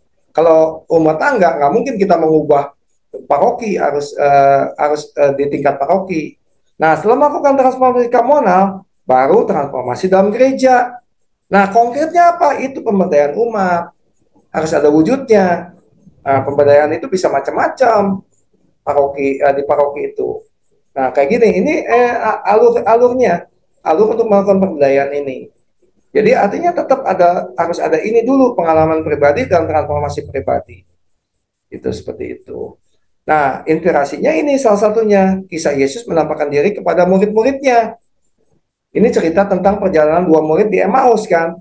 Pada saat Yesus sudah disalibkan wafat, mereka lunglai, loyo, tidak bergairah. Tapi perjumpaan Yesus di perjalanan, Yesus yang bangkit menjumpai mereka, akhirnya mereka bisa, yang tadinya loyo bisa menjadi berkobar-kobar hatinya. Nah, itu pengalaman pribadi dengan Allah. Sehingga saya, walaupun tidak diceritakan di Injil, pasti mereka melakukan, kedua murid itu mengalami transformasi pribadi. Dan yang tadinya lunglai, loyo, akhirnya mereka semangat lagi. Saya yakin seperti itu. Nah, ini yang harus ada dalam pemberdayaan di APP. Ini yang mau dimotivasi oleh kita sebagai mungkin Biro APP itu. Nah, ini pertemuan 3 nih, Bapak Ibu, yang kalau nanti pertemuan 3 bacaan kitab suci diambil dari Lukas 19 ayat 1 sampai 10. Ini kisah yang sangat familiar, sangat semua orang kayaknya tahu kisah Zakheus ini. Itu seperti itu. Nanti di tingkatan umat seperti ini.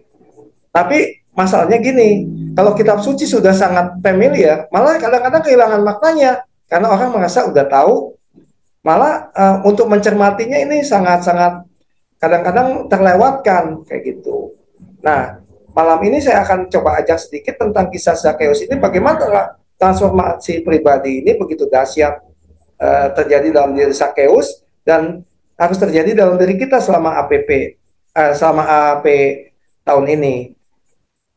Nah, ini mungkin kita baca sedikit. Yesus masuk, kita baca satu ayat kita maknai saja biar cepat. Yesus masuk dan melintasi kota Yeriko. Ini Alkitabnya sudah TP2, terjemahan baru 2. Kalau yang lama kalimatnya tidak seperti ini. Nah, salah satunya mungkin disarankan Bapak Uskup juga sejalan dengan LBI meminta kalau bisa, kalau nanti beli Alkitab pakai yang terbitan baru TB2 ini. Bahasanya lebih milenial, lebih sesuai dengan zaman. Jadi kalimatnya lebih enak dibacanya. Kemudian dari segi tata bahasa Indonesianya juga lebih diperbarui. kalau di yang yang Alkitab yang kita punya itu kan ditulisnya kerajaan sorga. Di yang TB2 ini ditulis kerajaan surga. Terus kalau korban bakaran gitu, yang benar kan kurban bakaran. Kalau korban kan orang ketabrak itu korban. Tapi kalau kita membakar sesuatu untuk dispersamakan Allah itu nama kurban. Nah kayak gitu. Itu banyak direvisi di TB2. Kalimatnya juga lebih enak. Tapi memang kita tidak bisa juga menghilangkan juga yang udah punya TB1. Ya. Makanya perlahan-lahan akan beralih ke situ. Nah, Yesus masuk melintasi kota Yeriko. Ini kan ceritanya Yesus dalam perjalanan menuju Yerusalem kan. Nah, dia singgah di kota Yeriko. Nah, di situ ada seorang bernama Zakeus, kepala pemungut cukai. Nah, Bapak Ibu, kalau dengan dengan pemungut cukai apa yang terlintas? Pemeras. Ya, pemungut cukai itu kayak pajak ya. Pada zaman Yesus. Nah, ini sebenarnya harus nanti kalau animator nanti harus sebenarnya kalau supaya hidup animasinya ini harus ditanyakan juga pemungut cukai siapa. Kalau nggak tahu ya jelaskan. Ya, pemungut cukai kan apakah pemungut cukai itu pemeras? Gitu. Seperti kita aja pegawai bea cukai di bandara itu pemeras atau enggak? SOP-nya enggak kan sebenarnya? Tidak sebenarnya ya. Pemeras itu karena ya apa ya memanfaatkan kesempatan dengan jabatan itu. Sebenarnya pemungut cukai itu sama penarik pajak sebenarnya. Karena pada zaman Yesus daerah Palestina dijajah oleh Romawi. Nah, Romawi itu menerapkan pajak untuk daerah jajahannya. Nah, itu perlu ditarik pajaknya itu cukainya. Nah, direkrut orang-orang yang menarik cukai itu, yang disebut pemungut cukai. Kebenaran adalah orang Yahudi banyaknya gitu. Ya, menarik. Pasti ditentukan tarifnya. Misalnya satu keluarga Rp1.000 pasti. Nah, tapi kenapa pemungut cukai itu dibenci oleh orang Yahudi? Nah, pertama kenapa? Karena pemungut cukai itu kan karena cukai itu nanti larinya ke penjajah, dianggap antek penjajah. Orang yang mau kerjasama dengan penjajah. Yang kedua, kenapa dibenci? Ternyata itu seperti pegawai bea cukai di bandara pada umumnya. Misalnya cukainya harusnya 1.000, mereka bisa narik 2.000. Itu. Jadi 1.000 untuk penjajah, untuk Romawi, 1.000 lagi masuk kantong. Makanya apalagi pemungut cukai biasa aja bisa gitu, apalagi kepala seperti Zakeus. Nah, betul kan? Kepala lebih banyak lagi tuh. Makanya dia wajar dibilang orang kaya ini. Kayanya dari mana? Ya dari ini hasil apa ya? Hasil nggak jujurnya itu. Nah, kayak gitu. Seperti itu. Cerdik nggak Zakeus itu? Tapi disebut orang berdosa loh, Pak. Belum disebut ini. Ya, itu kan teologisnya. Cerdik. Nah ini ya belum nggak masalah teologisnya orang dosa atau enggak. Cerdik nggak kalau secara apa ya, secara tanpa dikaitkan dengan apa ya dosa atau enggak. Secara logis cerdik, Pak. Cerdik, betul. Cerdik atau licik, Pak? Dia bisa menjalankan praktek curangnya walaupun curang 1.000 narik dari 2.000, cerdik. Licik, Pak, bukan cerdik, Pak. Kecerdikannya itu terlihat nih setelah apa yang terjadi nih. Ia berusaha melihat siapakah Yesus itu. Nah, kenapa dia pengen tahu Yesus? Pertanyaannya.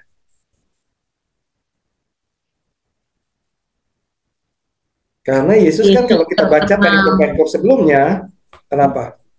Karena Yesus terkenal, Pak. Iya, terkenal, nyembuhkan orang, pokoknya khotbahnya mungkin menarik gitu. Itu kedengaran walaupun belum ada WA zaman itu, belum ada medsos. Sampai ke telinga Zakeus. Zakeus ini cuma pengen tahu siapa Yesus itu kok sampai ngetop gitu. Makanya pada saat melintasi kota Yeriko, tempat dia tinggal, Zakeus ingin tahu. Tetapi kenapa? Tetapi ia tidak berhasil oleh karena orang banyak dan badannya pendek. Nah, jadi pada saat Yesus datang, dia tuh terhalang orang banyak karena badannya pendek. Nah, tapi kan dia tadi, Pak John bilang cerdik. Apa yang dilakukan? Ia pun berlari dari orang banyak, lalu memanjat pohon ara untuk melihat Yesus yang akan lewat di situ. Nah, karena cerdik, dia juga pada saat mau melihat Yesus juga cerdik. Walaupun terhalang, dia nggak cuma pasrah diam aja. Dia coba cari akal, akhirnya lari aja, naik ke pohon ara, memanjat pohon ara. Nah, kalau Bapak Ibu nih manjat, Zakheus itu biasa manjat pohon ara nggak? Rasanya rasanya kepala pemungut cukai Enggak ya kayaknya. nggak mungkin biasa manjat pohon ara. Nginjeknya nginjek karpet, Pak. Iya, nginjek karpet. Nah, coba bisa dibayangkan, pada saat manjat pohon ara, sekali langsung ke atas nggak nyampe nggak?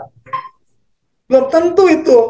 Walaupun tidak diceritakan, itu kita imajinasi itu perlu supaya ceritanya menarik. Belum tentu itu bisa berkali-kali baru sampai ke atas. Berarti kan dari situ kelihatan bahwa dia memang antusiasmenya tinggi sehingga nyampe juga ke atas pohon ara.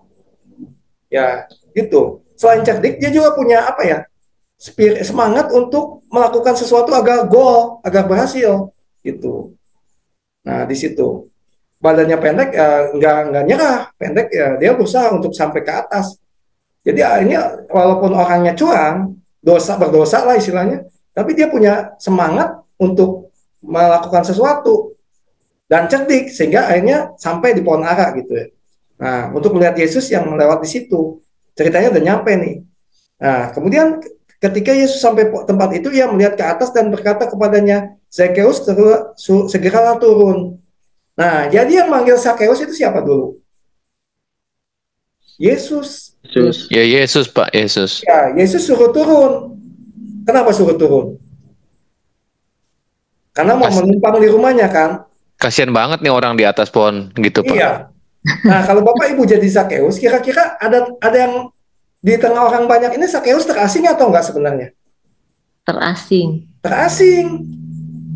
Terasing. Iya, terasing walaupun dia kedudukannya tinggi karena dia dibenci kan. Kayaknya rasanya nggak ada yang nyapa dia kecuali sesama anak buah pemungut cukainya aja. Jadi artinya dia naik ke pohon ara juga kayaknya nggak ada yang bantu juga. Karena dia terasing. Nah, Yesus melihat bahwa Zakheus itu terasing. Orang terasing dari masyarakat kan nggak baik juga walaupun dia banyak duit. Makanya suruh turun. Dan turun itu punya makna. Kalau Bapak Ibu selalu melihat ke atas, melihat dari atas, pasti nggak ngelihat di bawah kan? Makanya itu pemimpin kita kan banyak kan gitu, melihatnya dari atas, di bawah ada apa nggak? Ya makanya Romo itu kalau memang ketua lingkungan contohnya, kebijakannya tadi Pak Fabianus bilang nggak apa ya, melebihi Romo paroki, barangkali saya duga ketua lingkungannya nggak pernah ke bawah. Ribut katanya tadi, Pak. Iya, nah itu. Makanya, jadi artinya Zakheus itu sama, kalau dia nggak pernah melihat ke bawah, dia lakukan terusnya korupsinya. Makanya Yesus salah satunya ini bahasa Injil mengatakan suruh turun. Kalau turun artinya lihat realita, lihat kenyataan bahwa kamu kaya, tapi di balik kekayaan kamu ada yang memang pot-potan ekonominya gitu. Seperti itu dia turun, akhirnya numpang. Dan apa yang terjadi setelah menumpang kan Bapak Ibu udah ceritanya. Zakheus pun segera turun dan menerima Yesus dengan sukacita. Nah, pertanyaannya kenapa ya Zakheus sukacita? Dia nggak kaya kan, sebenarnya tiap hari juga sukacita dengan hartanya. Tapi kenapa kok pada saat Yesus menerima dia sukacita? Kenapa nih kira-kira Bapak Ibu? Akhirnya ada yang negor, Pak. Ada transformasi dalam diri, Iya. Pak. Disapa sama Tuhan Yesus, Pak. Nah, kan tadi saya bilang, pemungut cukai itu kalau tadi di antara orang banyak dia nggak ada yang nyapa. Kok tiba-tiba ada orang yang mau nyapa dia? Orang terkenal lagi ya, Pak? Ya, kalau orang Jawa merasa diwongke ya, atau diorangkan, dimanusiakan gitu. Ya. Nah, dia merasa ada yang nyapa kok. Selama ini dia juga punya asumsi semua orang benci dia tahu kan. Makanya, tapi tiba-tiba kok ada orang yang mau tinggal di rumah dia. Rasanya kalau Bapak Ibu jadi orang Yahudi zaman itu, mana mau tinggal di rumah Zakheus? Kok Yesus ini orang Yahudi mau tinggal di rumah dia? Jadi dia merasa dimanusiawikan. Ada pengalaman dengan Allah, itu pentingnya itu. Makanya ada pengalaman dengan Yesus, dengan Allah yang membuat dia sukacita. Itu yang mau dicapai di AAP kita ini. Bagaimana ada pengalaman dengan Allah yang membuat kita sukacita. Nah, itu awalnya sukacita bersama Allah. terus tapi melihat hal itu mau orang banyak bersungut-sungut, ya jelas mereka mencibir Yesus kan. Kita aja nggak mau tinggal sama dia, kok Yesus mau tinggal? Tapi Yesus kan kembali. Tidak ada ya boleh orang yang ada yang dikecualikan. Semua harus diberdayakan. Nah, ini Yesus melakukan pemberdayaan. Zakheus yang tadinya sudah tidak dirinya sebenarnya asing, walaupun kaya dia sebenarnya juga merana. Sekarang diberdayakan, ada orang yang memperhatikan dia merasa diberdayakan, dimanusiakan kembali. Nah, itu sebenarnya pemberdayaan itu nggak usah jauh-jauh. Maka kalau ada orang yang tadinya terpuruk, tiba-tiba jadi semangat lagi, itu sebenarnya udah memberdayakan orang gitu. Nah, seperti itu. Jadi jangan terlalu skupnya terlalu yang bombastis atau spektakuler. Sebenarnya ada di pemberdayaan. Itu yang diinginkan Biro AAP. Ya, seperti itu. Ya, Pukat juga kan melakukan segala macam. Misalnya ada donasi ini, membantu itu sebenarnya memberdayakan orang yang mungkin kena bencana kemarin. Pada saat ada sumbangan, walaupun nggak banyak, walaupun hanya mungkin baju atau apa, merasa ada yang memperhatikan dia, sehingga ada semangat hidup untuk membangun kembali kehidupan, menata kembali kehidupan setelah bencana misalnya. Nah, kemudian menumpang, cerita singkatnya. Nah, apa yang terjadi? Tuhan, di atas setengah dari milikku akan kuberikan kepada orang miskin. Dan sekiranya ada yang kuperas, dikembalikan 4 kali lipat. Mungkin Pak John tahu ya hukum Yahudi berapa kali lipat tuh aturannya. Nah, yang saya baca kalau nggak salah, yang saya ingat nih, kalau diperas, itu aturan hukum Taurat itu cuma 2 kali. Zakheus ini mau gantinya 4 kali. Jadi artinya karena dia sukacita, pengalaman dengan Allah itu membuat dia melakukan bukan hanya minimalis ke gereja seminggu sekali kayak kita mungkin aturannya kan gitu, tapi dia mau gantinya 4 kali, atau ya kita misalnya ke gerejanya jadi lebih rajin, mungkin sebulan hanya sekali, jadi sekarang 4 kali. Itu pemberdayaan diri sendiri gitu, kayak gitu. Orang yang nggak punya kitab suci, kita kasih kitab suci, kita belikan APP sehingga dia baca, kan itu memberdayakan orang gitu. Sebenarnya banyak itu. Nah, dikembalikan 4 kali lipat, jadi lebih dari minimalis. Kenapa bisa melakukan 4 kali ini? Yaitu tadi sukacita karena ada pengalaman dengan Allah. Nanti ujung-ujungnya saya yakin nih Zakheus itu pasti berhenti jadi pengemis cukai, kayak asumsinya gitu. Dan dia akan lebih menjadi murid Yesus kayaknya, walaupun nggak diceritakan gitu. Nah, kayak gitu. Ini ceritanya. Nanti bisa dikembangkan imajinasi. Baca kitab suci itu akan ada imajinasi supaya menarik. Bukan mengkhayal ya, tapi imajinasi nih yang logis-logis aja gitu. Walaupun ada yang bilang ini menafsirkannya keliru, kalau saya enggak. Supaya dinamika kelompok ada, kalau ada yang nyeleneh seperti itu. Coba aja nanti Bapak Ibu tanyakan ya pertemuan 3 nyeleneh kayak gitu, pasti menarik. Ya. Pak Peter, boleh komentar dikit Pak Peter? Boleh, silakan Pak Bi. Barangkali ada salah. Tadi saya lupa jadi Pak, masukkan aja. Nanti sebelum saya mengomentari soal ayat ini, mungkin Pak, kalau memang tadi kan ada proses slide sebelumnya kan ada proses transformasi. Ya. Nah, masukan dari saya kepada tim, kepada Bapak dan tim dalam menyusun pertanyaan Pak. Pertanyaan yang saya lihat selama ini itu sangat tekstual. Pertanyaan saya kepingin nanti berikan pertanyaan-pertanyaan yang menggugah orang untuk sharing pengalaman imannya. Tidak untuk menjawab pertanyaan yang ada di teks itu. Selama ini sih yakin saya inisiatif untuk bagaimana mengaitkan bacaan kitab suci dengan pengalaman pribadi mereka. Artinya tetap berpedoman pada itu, tetapi saya mengajak mereka untuk sharing. Karena ternyata itu jauh lebih dahsyat Pak ketika mereka men-sharingkan imannya yang sesuai dengan perikop. Contoh soal Zakheus ini. Ini kan sebenarnya yang digambarkan sini adalah proses pertobatan orang Pak. Zakheus yang merasa diri ada pungut cukai dan dia merasa diri dibenci oleh banyak orang karena pasti dia sadar bahwa apa yang dilakukan itu adalah salah sehingga dibenci banyak orang, malah dia mencari Yesus. Lalu poin yang kedua adalah bagaimana gambaran bahwa Yesus ternyata tidak membenci orang yang berdosa selama dia mau bertobat. Ya, tentang domba yang hilang itu kan diketemukan kembali kan ada sangat relevan dengan situ.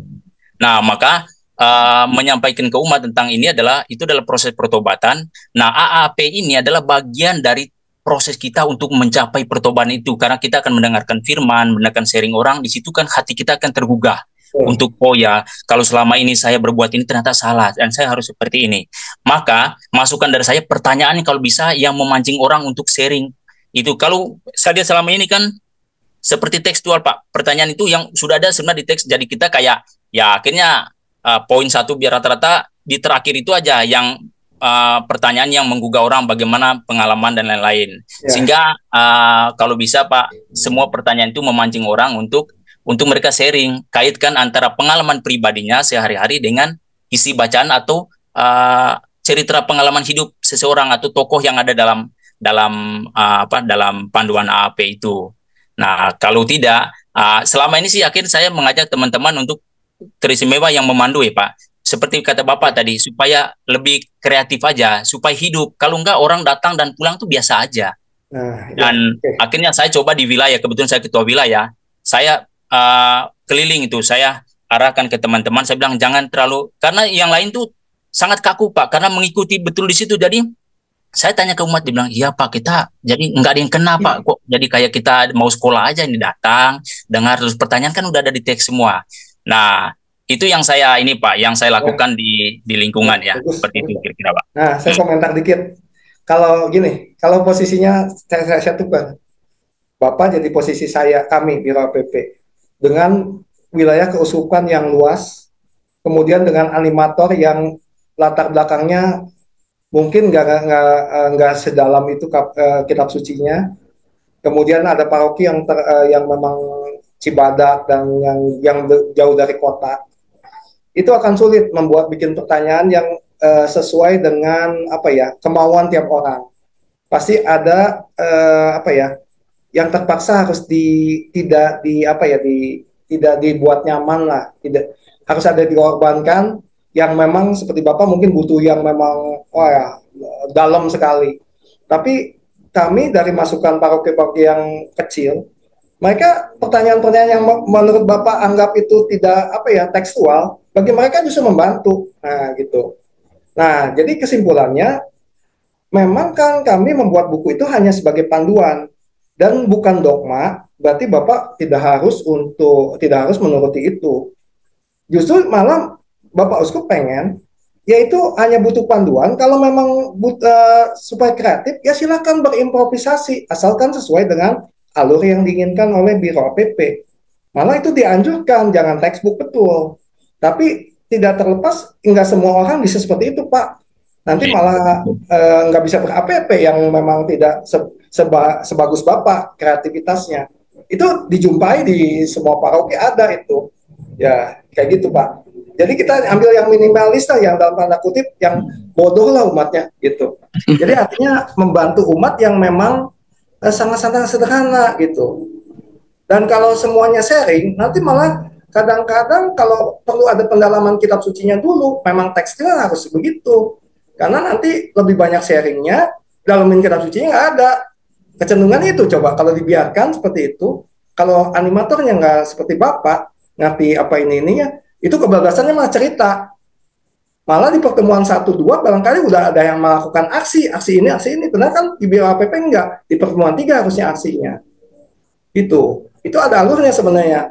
Barangkali ada yang animator langsung udah pertemuan 1 aksinya apa ya kita gini, seperti Monsinyur Pascal. Sebenarnya enggak. Aksinya harusnya di pertemuan 3 dirancang gitu, direncanakan. Nah, gitu seperti itu. Itu bisa bablas itu. Makanya kami sangat hati-hati untuk membuat itu. Memang kesannya tekstual gitu. Tapi memang kembali penting kreativitas aja Pak, nggak salah juga gitu. Ya. Ya, betul Pak. Ya, terima kasih ya untuk masukan. Kreativitasnya aja Pak, nggak salah juga ya. Ya, karena seringkali di paroki itu Pak, ya itu tadi diarahkan untuk ngikut ya. Ini saya baru dengar ternyata benar, saya dengan Bapak sependapat, karena yang kita dapat waktu pembekalan tuh jangan sampai ini harus kaku banget harus ngikutin tuh, sehingga beberapa gitu lingkungan lain tuh ya benar-benar ini ternyata yang dianjurkan Bapak juga kalau bisa memang tetap pedomannya itu tapi harus ini ya, harus kreatif ya, supaya minimal umat itu dapat gitu poinnya, jangan sampai ya saat datang dan pulang itu nggak ada bawa apa-apa gitu ya. Saya setuju dengan Bapak, sepakat betul ya. Pak, yang penting itunya. Jadi Bapak bukan dogma Pak, nggak salah Pak. Langsung Bapak kitab suci dan ini bocoran sedikit untuk tahun 2025 Monsinyur Paskalis minta APP itu udah bukan kayak ibadat lagi. Jadi langsung doa, nggak ada ibadat tobat, saya mengaku dan Tuhan kasihan kami, nggak ada. Langsung doa, kemudian misalnya kisah kehidupan, kisah Bapak Uskup bisa dibacakan, dalamin kitab suci, doa penutup, sharing, doa penutup. Gitu. Ada pertanyaan, entah mau di-sharing atau apa, langsung doa penutup. Malah kalau mau sambil makan jagung bakar, jagung rebus atau apa, boleh itu. Karena bukan liturgi. Jadi lebih ngalir ya Pak, lebih. Kan kalau ini, wah, ibadat, kan kalau sambil makan singkong rebus dan sebagainya kan barangkali sharingnya ngalir juga gitu. Ya, seperti itu Pak. Jadi lebih ngalir aja. Jadi baca apa? Nah, makanya kreativitas animator memang perlu ya seperti itu. Tuh. Tapi masalahnya nggak semua bisa seperti Bapak Pak, itu di paroki juga kadang-kadang yang dikirim orang tekstual banget, kaku gitu. Bawaannya juga kaku juga.